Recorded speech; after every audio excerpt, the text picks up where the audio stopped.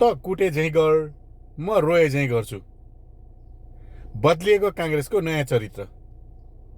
गगन थापा राजीनामा दिए जस्तो गर्ने अनि विश्व प्रकाश शर्मा स्वीकृति नगरेको जस्तो गर्ने।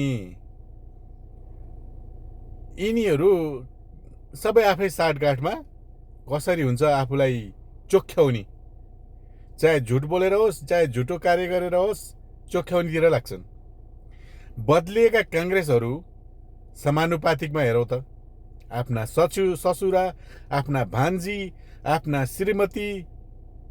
यहाँ कि गगन थापाले आफ्नै ससुरा समानुपातिकमा राखे, समानुपातिकबाट सांसद बनाए।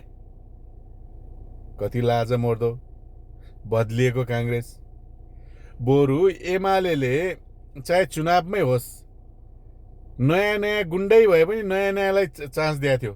तर अहिलेसम्म रेकर्ड छैन काङ्ग्रेसले कोही नयाँलाई चान्स दिएको, नयाँ युवाहरूलाई यताउता कतै चान्स दिएको रेकर्ड छैन।